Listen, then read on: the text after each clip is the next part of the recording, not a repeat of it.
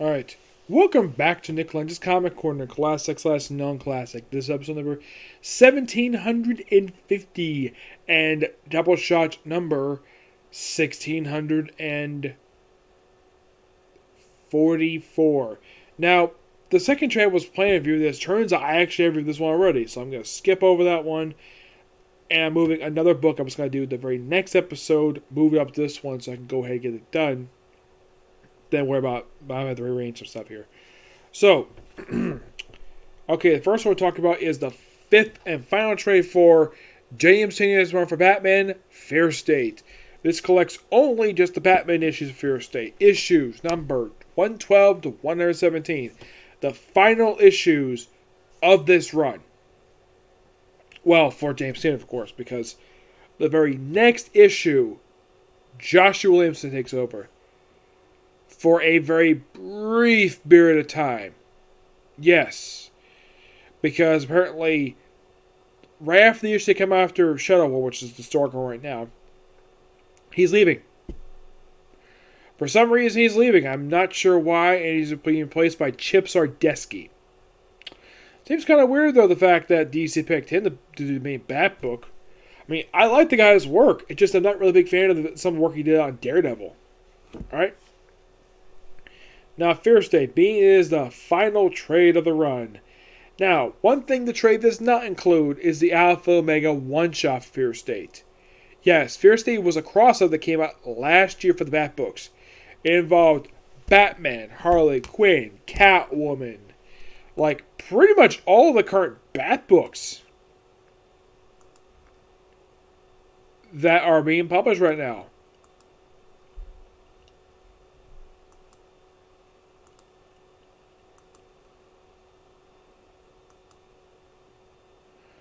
Yeah.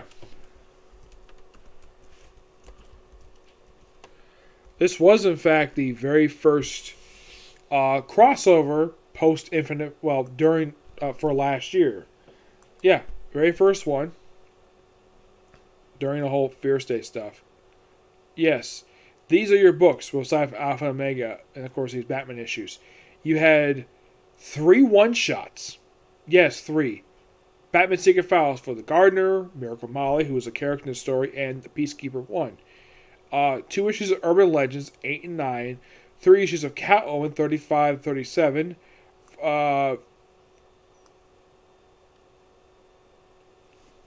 Issues 1043 1046 of Tita Comics. Something of Harley Quinn, I Am Batman 2 and 3, and issues 84 to 86 of Nightwing. So pretty much almost all the current Bat titles published right now, except for Robin and Joker. Yes.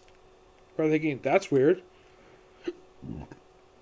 Excuse me. As far as I can tell, there's no real reason for this at all. No, not really.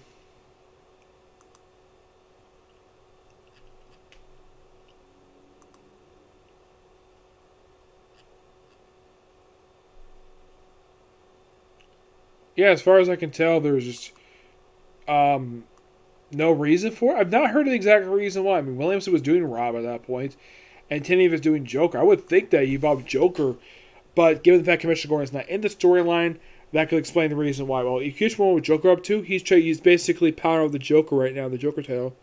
Robin is doing his own thing in the country, so he's not in the storyline. And, yeah. Now, I kind of felt this, though, that I think it was a mistake for DC not to include the Alpha Omega one-shots in the trade. Because the Alpha Omega one-shots did technically start the story. And, of course, they did, in fact, continue in the issue of Batman.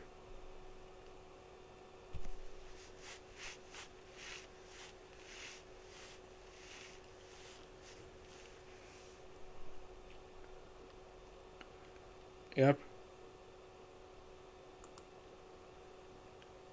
Now, the thing with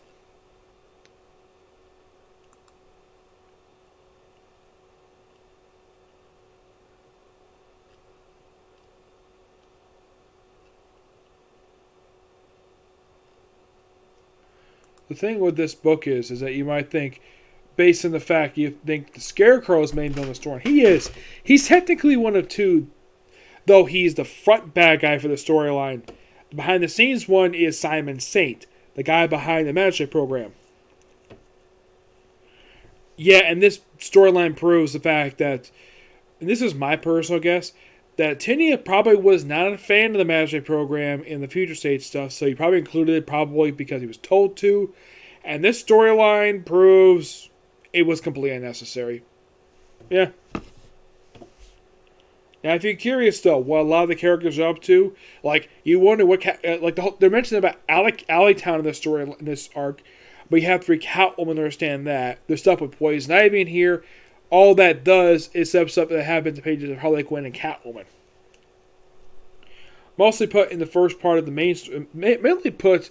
It seems as though Batman is the main storyline of this one. Yes, so he's trying to contact Oracle.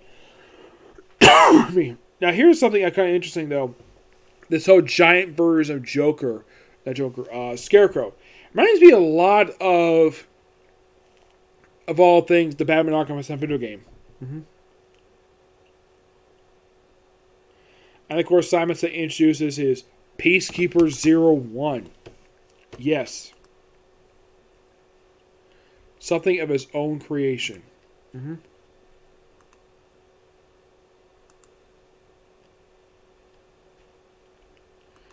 Just like on the match show, definitely was an idea too.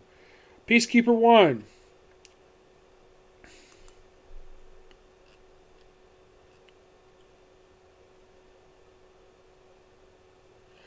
Yeah, the thing with Peacekeeper 1 is his real name is Sean Mooney. Mohan, I think it's pronounced it. He actually is from the Future State storyline that, for some reason, don't know why, they decided to make this character canon. A character who first appeared in Future State Next Batman.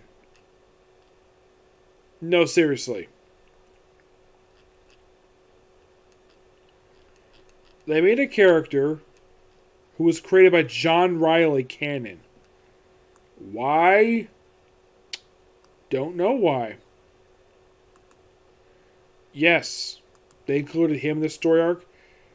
And he's kind of like a supporting villain, per se. Don't know if I might watch anything about the guy until you see him pop up in his own one-shot.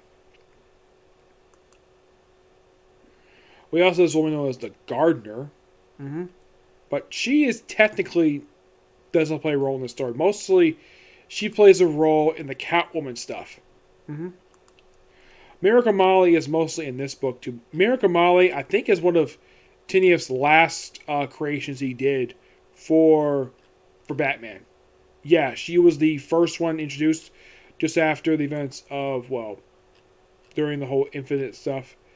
And as far as I can tell, she was probably featured the whole time up until this story arc. And it seems as though as soon as the story arc wrapped up, they dropped her for the book. Yep, they did. Do not know why, but they did. Mm-hmm.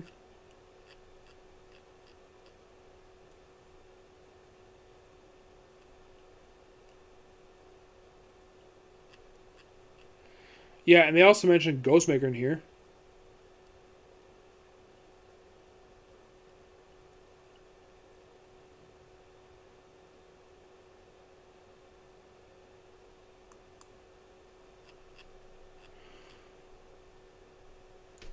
Yeah, and it seems as though once Tim left, they dropped all of his characters that he created.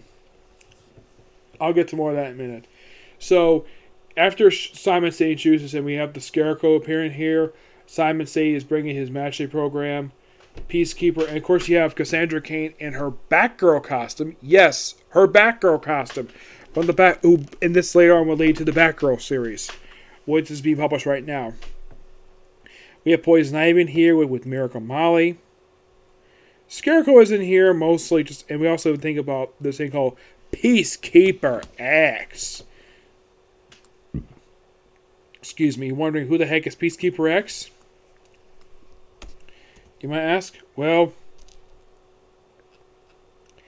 he's some guy named Ricardo Hortius. Yeah. Yeah, they also have this thing with Seer. Mm-hmm. Yeah, one thing this trade I should point out that's not included here, there's a backup feature in this book. Yes. And it's for Clown Hunter. And you're thinking, really? There's a feature for Clown Hunter in here? Yes, for some reason this trade did not collect it. Yeah, I don't know why, but it did. I'm just mainly talking about the whole stuff with the Fear State stuff. They also have this bogus Oracle out there who is not Barbara Gordon, it's somebody else. Though Barbara Gordon does spawn on her backer cost. I will show which one it is, and it's a lot better than that one before. So, you have Oracle, who, by the way, is not paralyzed, by the way. Nope, not paralyzed. Now, I mostly put the Harley Quinn in here. Now, she is not playing a role in the main story. Mostly, she's there for the side stuff. She's there sporadically. She does not play a really big role in the storyline. Unlike Joko, where she did play a role, this one, no, she didn't. She did not play a role at all. We have Ghostmaker basically taking Batman Brief off the board because the whole thing was with the Scarecrow. And we kind of show, like, his backstory a bit in here. He's just this weird, skinny guy. Which, yes, this is all true. Mm-hmm. Peacemaker is going frickin' nuts. Yep. America Molly, throughout the first half of the story, doesn't do a lot of anything at all. Mostly she's in the sidelines to like halfway through the story arc. Mm-hmm. Basically, it's a very well told story over the course of these 6 issues. Yes, 6 issues. Mm-hmm. And then finally, at the end of part 3, America Molly finally gets involved. Simon Stain is going freaking nuts over the whole thing. Like, we have Mayor Nico basically trying to ask him, what the heck is going on? Why? Like, he's wondering what the heck is going on. And nope, he just doesn't want to get involved with it. Nope. Yeah, at one point, we have Peacekeeper 1 apparently declared dead, but he's actually alive well. No problem. Though he has this really interesting line. Like, Scarecrow, you're a villain, a bad guy. I can't help you. And Scarecrow's like, I'm not a bad guy. I'm a doctor. It's the city that's bad. It's sick. And I have the cure. What's the cure? You are, my boy. Yes, Scarecrow, Jonathan Crane. Why the heck is he looking like he's wearing a freaking gas mask? I have no idea. Miracle Molly riding on a freaking drone. Yeah, while Batman is swinging through the city with his grappling gun, while you have Miracle Molly flying on a drone. And of course, we have teases for stuff happening in tie-ins, like the stuff with Harley Quinn, which is explored in her own book. The Batgirls, don't know. I think in the case of Signal, it's explored in urban legends, stuff like that, and there's stuff with this other guy in a bat suit. Mm-hmm. Yep. So then, of course, Miracle Molly leads to like a base, not the Metroid base. Oh no! So Peacekeeper is being brainwashed by Scarecrow to do his bidding, while Bruce Wayne Batman's undid the brainwashing. And the magistrate basically is like, okay, new target, go after Poison Ivy, even they could arrest Batman because they apparently hate Mask. Yeah. So they basically swarm the place. Ghostmaker steps in and basically beats the crap out of the magistrate. Ivy not liking this very much, and of course Batman finally goes after Scarecrow. Yes, he goes after Scarecrow. And of course tosses his thing. Of course you see him like he's tethered. Then he gets shot. Yes, the Scarecrow gets shot by Peacekeeper 1. Now you might be asking, does the Scarecrow die in this story arc? No. He gets wounded, yes, but he doesn't die because Scarecrow is still very much alive. Yeah, I think that even he knew you can wound him, but you can't kill him. The reason why I think they can't kill him per se is because, well, he's a big Batman villain, big name Batman villain, and also I think he's under editorial mandate where you can wound him, but you can't kill him. Like, he's one of those bad villains you can never, ever kill. Like, you can kill him in alternate continuities, but prime continuity, no, you cannot kill him. You cannot kill him in prime continuity. He's the primary villain, you can't kill him. So, basically, Batman's like, okay, because Scarecrow's got a fear bomb. He deals Margaret Molly, deals the bomb, while he deals Peacekeeper 1. He's like, okay, fine. So they begin their fight. And they fight while she reprograms the bomb. And she's like, okay, this guy who is basically, and of course, then she reunites with Harley, and she meets up with another Poison Ivy who looks like, she's especially like pre-Flashpoint Harley. Yes. By the way, Ivy has stopped wearing her New 52 attire. Yep. Yeah, for some reason they have her stop wearing it for some reason. And then, of course, you have the Master wonder what the heck is going on. And then eventually, like, he's going freaking nuts, like, wondering what the heck is going on. All of a sudden, their bases are attacked by the Batman family. Yep. Who apparently have stolen the armor of the Peacekeepers. Yep. And the people here are Cassandra Cain, Stephanie Brown, Barbara Gordon, Nightwing, and not sure who else that is who's basically wearing the Peacekeeper armor.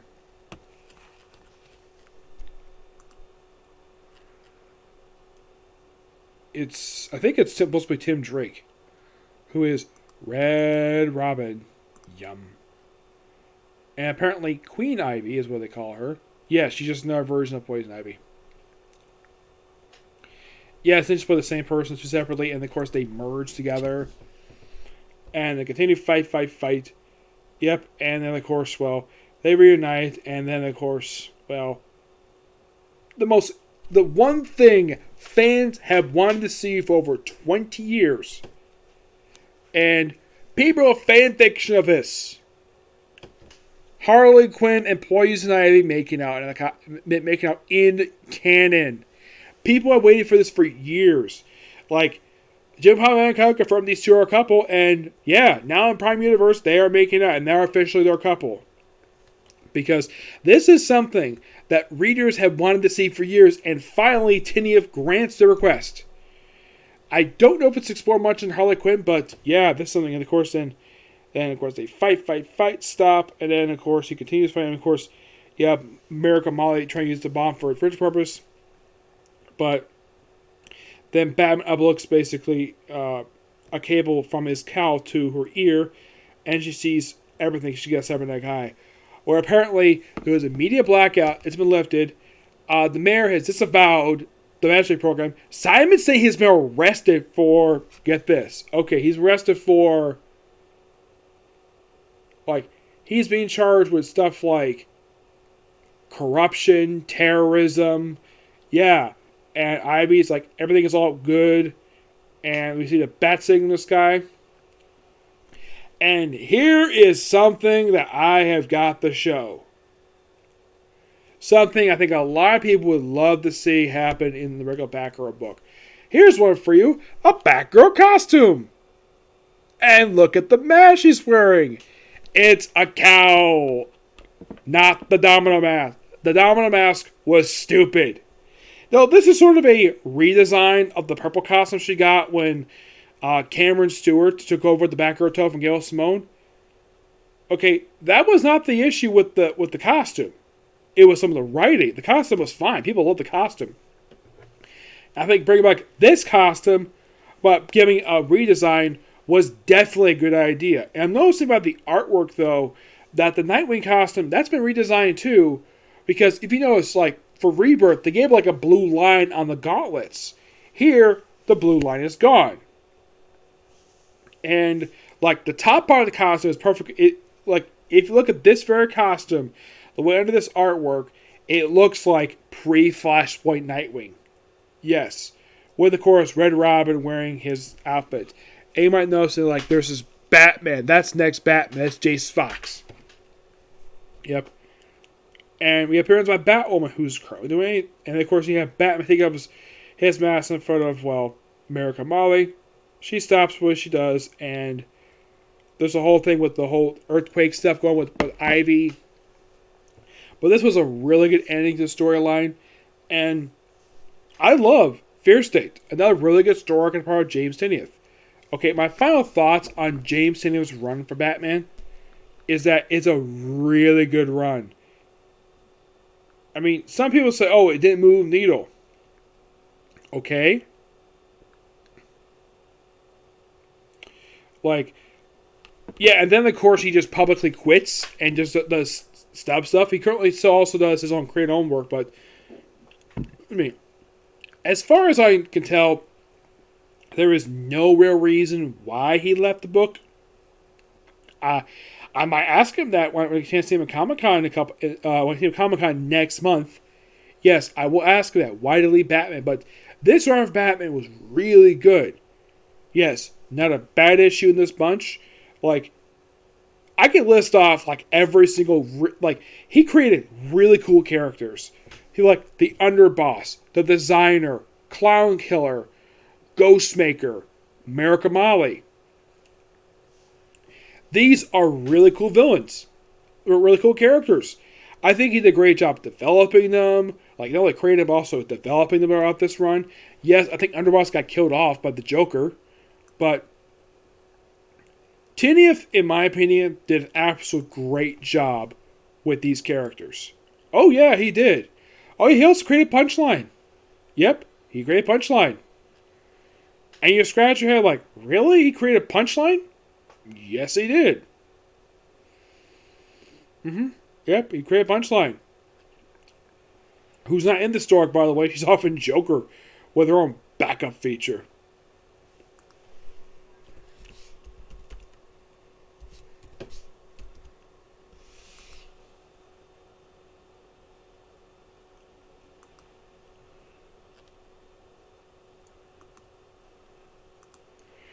And I got to hand it to Tynion. He did a great job adding new characters to the Batman cast of characters. Like, if you look at it, his very first story arc he did, which, by the way, was 9 parts. Very long story arc. And he did Joker War. Really good. I love it. And he did Ghost Stories, which is a quick little 5-parter, which was awesome. And then he did Cowardly Lot, which is the first story come with the whole Infinite Frontier stuff. Really good. And they come with Fear State. Awesome. Tynion did a great job with this stuff, Batman. And begs the question, why did he leave for with such a really good run? Like, not a bad issue. It was great. Loved it. Can't wait to discuss Josh Williamson's run when I get a chance to get that trade. Alright, next up it is Incredible Hulk's Planet Savage.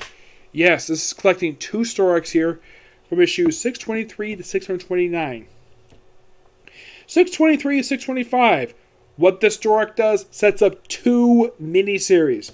The opening issue has it where Hulk takes his war battle along with Scar to the Savage Land to deal with Meek because he showed up in Chaos War, so dealing with there, while everybody else has their own thing. Red She-Hulk will actually return in the very next story arc. She-Hulk will take Lyra, and she would go off to do a mini-series, She-Hulks. Yep, a 4-issue mini-series. Yep. So, Hulk goes to Savage Land. I think he's been here before, I don't really remember. Probably been years. So he's here because there are people from Sakaar, the original planet, not his son. And I had to stop here. Sorry about this.